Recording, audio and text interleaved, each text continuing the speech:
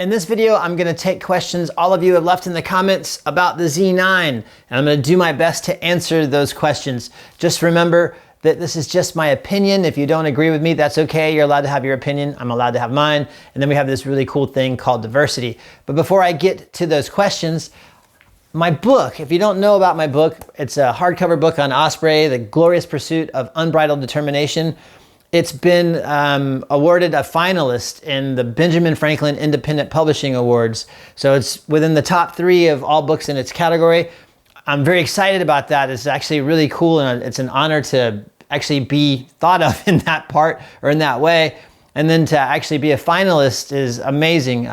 I'll know the actual, well, everybody will know who won first place April 29th, I believe. Either way, it's really awesome that it was actually chosen as a finalist. I'm very proud of the book. It's pretty amazing. It's got some great stories and some amazing images. So let's get to the questions. And the first question is from My American Morning. Great video, Mark. The video and photo quality is amazing with the Z9. He's referring to this video here. I was curious about capturing wildlife with the 70-200 S lens with a 2.0 teleconverter, or the new 100 to 400 millimeter S lens with a 1.4 teleconverter. Any chance you'll try those combos on the Z9? I haven't tried any Z mount lenses with the Z9 yet. I don't have any. I've just been playing around a little bit with the 500 PF, and then I still have the 200 to 500 to try, and then my old 500 F4. I think some of the things that I'm seeing with the Z9 and like some inconsistencies I'm seeing with focus might be with the older style lenses. Not saying that these older lenses don't function well on the Z9, because they do, but the newer lenses have a completely different design, and they tend to be more accurate overall and a little bit faster. So only time will tell, but if I can get my hands on some Z lenses, I'll definitely try them out, and I'll try them out with some teleconverters as well. And this next question comes from Jordan Manning. Hi, Mark. Great video and content. I recently captured an Osprey carrying a bonnet head. Oh, that's cool. A friend of mine did the same thing. It's always cool to see any kind of bird with a shark. What a sight. The pelican, though, is pure gold. I had a pelican he's talking about in this prior video that had a bonnet head shark. That's what he's talking about with all this. For the question and answer, how does the Z9 autofocus handle busy backgrounds, especially compared to the other equipment you're experienced with? Thanks. The one question that every camera gets asked, or everyone wants to know about every camera, is how does the Z9 handle autofocus with a busy background? So what does that mean? It means, for instance, if you have a bird and the bird is flying really close to a background and the background looks almost indistinguishable from the bird, how does the Z9 handle that? That's where the Z9 seems to have the most trouble. All cameras struggle in this area. Some work a little bit better than others, and some are able to, they might miss a couple shots, but then they're able to recover pretty quickly.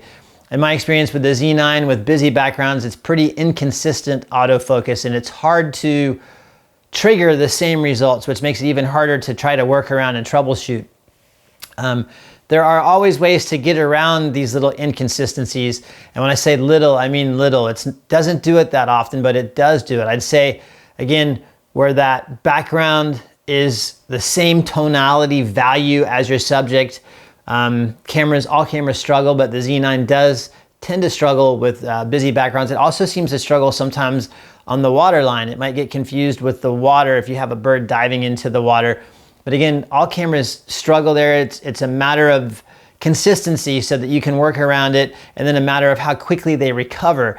In my experience, the Z9 has been a little bit inconsistent in those areas, and it doesn't recover very quickly. It'll be 5, 6, 7, 8, 9 frames in a row where the focus is off, and you might have to reinitialize focus to kind of wake it up a little bit. The next question is from Jazin Zalti. Lovely shots, and quality of the colors looks great. Can't wait for more videos, as I'm eagerly waiting for my Z9. Looks like the bird eye autofocus works well. How was the eye autofocus working on the Osprey in flight, Mark? How does the eye how does the bird eye autofocus work with birds in flight like the Osprey? The eye autofocus works excellent. It works just like all of the other cameras, in my opinion. When the bird is relatively close, it will find the eye and it will focus on the eye. And from what I can tell, it's actually focusing on the eye and not anywhere else on the face. When I was using the Canon R5, I found many times in the viewfinder, it said it was focusing on the eye, but it would be focusing behind the bird. I'm not noticing that with this, but I think I could probably be the only person that I've heard say this.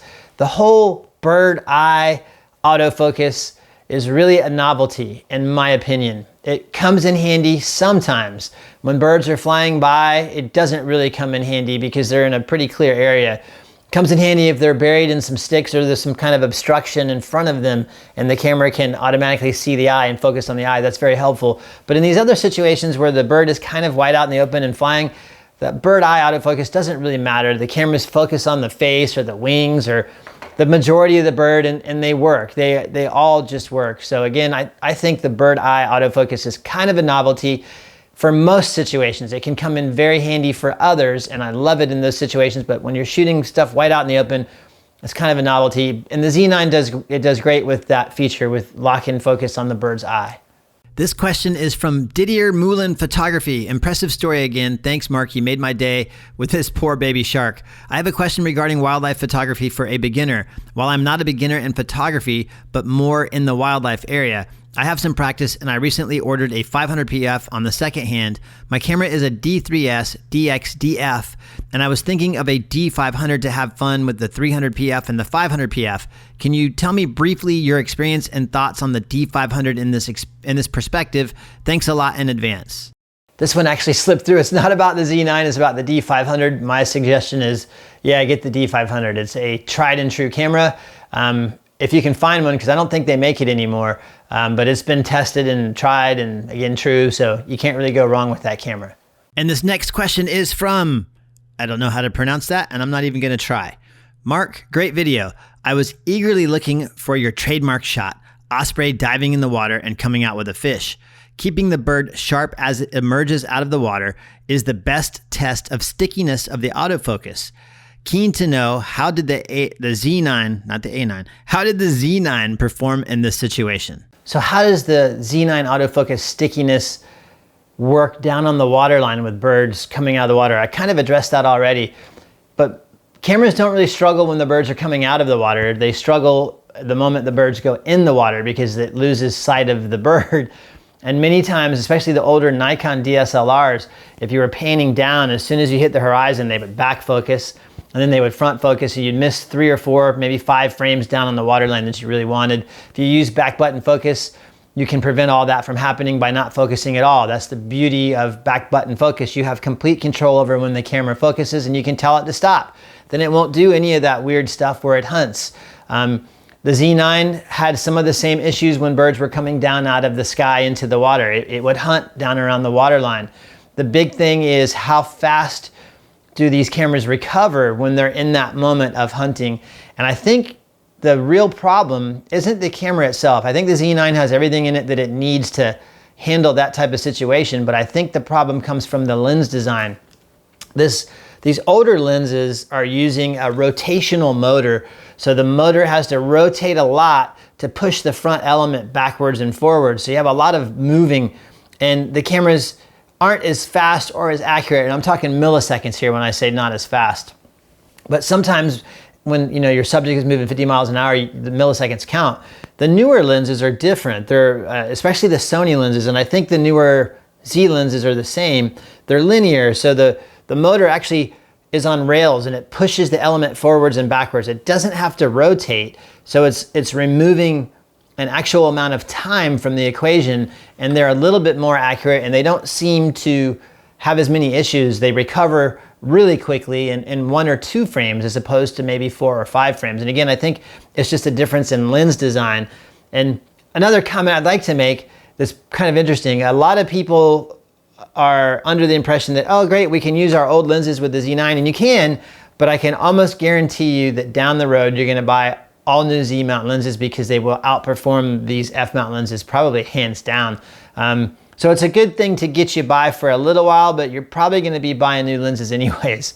And the next question is from Butch Firmo. Hey Butch, how you doing? Hi, Mark. Another great video and photography. Nice combo of Z9 and 500mm PF.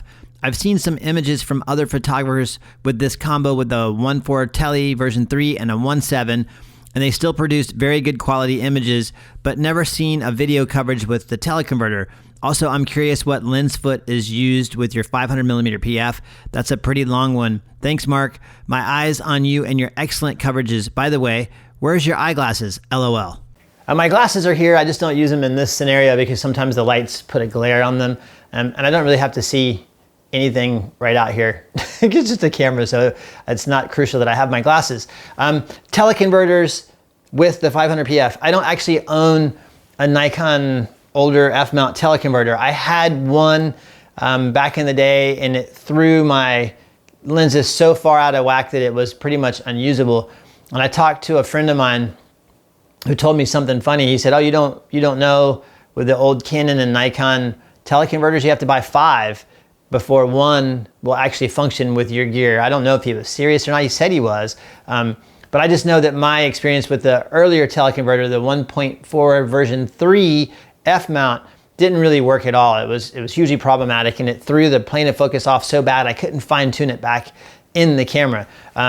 So I think that problem gets eliminated with the mirrorless cameras. So it shouldn't be an issue, but I can't honestly say because I haven't used any of those teleconverters because, like I said, I don't own one on this lens. And this question is from Mike Davis. I just gotta know, is this the Mike Davis? The one and only? I'm just joking. I don't know a Mike Davis. Looks like another great Nikon video, another great Nikon, and the stills were fantastic in detail. Video quality was great, and a good short intro video to the Z9's abilities. What AF settings did you use the most in the stills? Well, I was in AFC. I like to use back button focus, and I would switch around because I'm still trying to figure out where the Z9 performs the best with autofocus in certain situations. So I had animal detect on with only animal detect and not all of it. Like you can eliminate most of the autofocus detection modes. So I had it just on animal using back button focus with AFC, and then the focus areas where I had the biggest success was wide area large. That seemed to be the best. Most of the others that were like some of the newer ones didn't really function as well. Like 3D focus just goes kind of crazy on the waterline and goes all over the place, at least where I shoot these Ospreys and stuff.